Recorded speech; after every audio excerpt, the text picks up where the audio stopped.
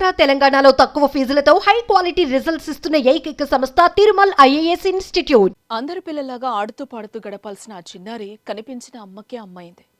తల్లి చేత్తో గోరుముద్దలు తినాల్సిన వయసులో తల్లి ఆలనా పాలనా చూసుకుంటుంది.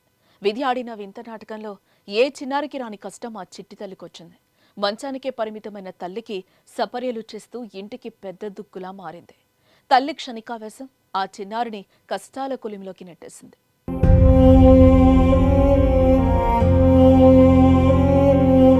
సూర్యాపేట జిల్లా నూతనకండ మండలం గుండ్ల సింగారం విలేజ్లో ఉన్నాం. ఇక్కడ మనం చూస్తున్న ఈ పాపే పేరు రిజ్వానా. ఈ రిజ్వానా ప్రస్తుతం వయసు 7 ఏళ్ళు. ఈమె తన అమ్మకు శాశ్వత వికలాంగురాలుగా మారిపోయిన తన అమ్మకు సపర్యలు చేస్తూ అమ్మ చేతులు గోరుముద్దలు తినాల్సి స్కూల్లో హ్యాపీగా ఉండాల్సిన ఈమె ఈ చిన్నారిని ప్రస్తుతం తానే తన అమ్మగా వ్యవహరిస్తూ అన్ని సపర్యలు చేస్తూ ఉంది. ఉదయం లేచిన మొదలు రాత్రి పడుకునేంత వరకు కూడా మొత్తం తన తల్లి ఆలనా కూడా ఈ చిన్నారే చూస్తూ ఉంది. సూర్యాపేట జిల్లా నూతనకల్ మండలం గుండ్ల సింగారం గ్రామానికి చెందిన సయ్యద్ పాషా, సలీమా దంపతులకు కుమారుడు సమీర్, కుమార్తె రిజ్వానా సంతానం. అక్కడి ప్రభుత్వ పాఠశాలలో కుమారుడు 7వ తరగతి, కుమార్తె 5వ తరగతి చదువుతున్నారు. ఇదిలా ఉంటే 9 ఏళ్ల క్రితం భార్యాభర్తల మధ్య గొడవ జరగ్గా క్షణికావేశంలో సలీమా ఒంటికి నిప్పంటించుకుంది. ఇదిగో అప్పట్నుంచే ఆ కుటుంబంలో కష్టాలు మొదలయ్యాయి. ప్రమాదంలో సలీమా శరీరం మొత్తం కాలిపోవడంతో కొన్నాళ్లకు ఆమె మంచానికే పరిమితమైంది. అలా భార్య మంచానికి పరిమితం అవ్వడంతో కొన్నాళ్లకు భర్త ఇంటి నుంచి వెళ్లిపోయాడు.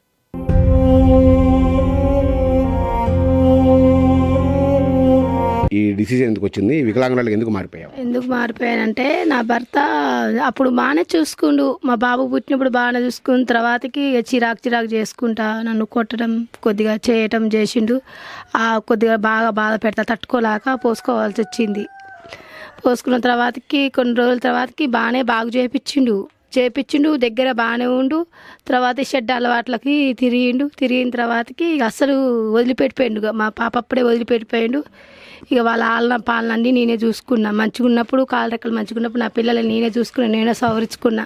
ఇక భర్త ఇంటిని వదిలి వెళ్లిపోయిన తర్వాత కుటుంబ భారం సలీమాపై పడింది. రెక్కాడితే కాని డొక్కాడని కుటుంబ పరిస్థితుల్లో కాలిన గాయాలతోనే సలీమా కూలి పనులకు వెళ్తూ పిల్లలను పోషిస్తూ ఉండేది. కానీ తానొకటి తలిస్తే దైవం ఒకటి తలిచినట్లు కాలిన గాయంపై కారం చల్లినట్లుగా సలీమా శరీర భాగాలు బిగుసుకుపోయాయి. కాళ్ళు చేతులు నరాలు పనిచేయకపోవడంతో నిలబడలేని స్థితిలో ఉండిపోయింది సలీమా. దీంతో పూట గడవడం కష్టమైపోయింది. పండుగల సమయంలో సాటి ముస్లింలు ఇతరులు అందించే చేయూత, దాతల సహకారంపైనే సలీమా కుటుంబం ఆధారపడి ఉంటోంది.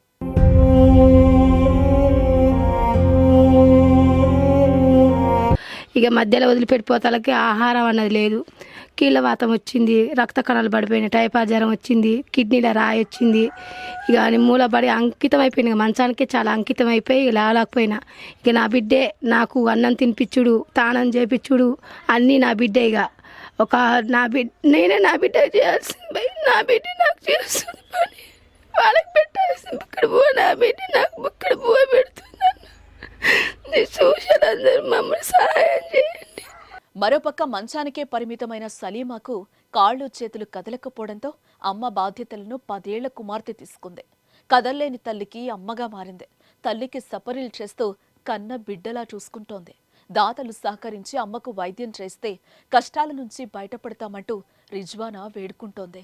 మరోపక్క తల్లి వేలిముద్రలు పడకపోవడంతో పింఛన్ కూడా రావట్లేదని, ఇల్లు గడవటం కష్టంగా ఉందంటూ కూతురు రిజ్వానా కన్నీరు పెట్టుకుంటోంది. అభయహస్తం కోసం ఎదురు చూస్తోంది.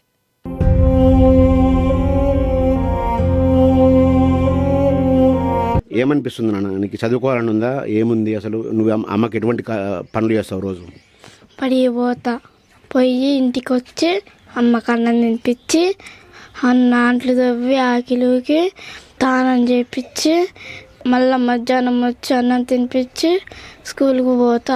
అమ్మకు అంటే అన్నం తినిపించి వంట కూడా నువ్వే చేస్తావు తల్లి? వంట అన్ని నేనే చేస్తా. మమ్మీని లేపలేస్తున్నాను బెడ్ నుంచి, ఒకసారి ఇబ్బంది కదా? ఒక్కోసారి ఇబ్బంది వస్తుంది కానీ తల్లి కాబట్టి లేపాలి. ఏమంటారు నాన్న మీ స్కూల్లో టీచర్లు రోజు స్కూల్కి రాకపోతే? మమ్మీకి ఎప్పుడైనా చేసుకొని బడికి రా అంటారు.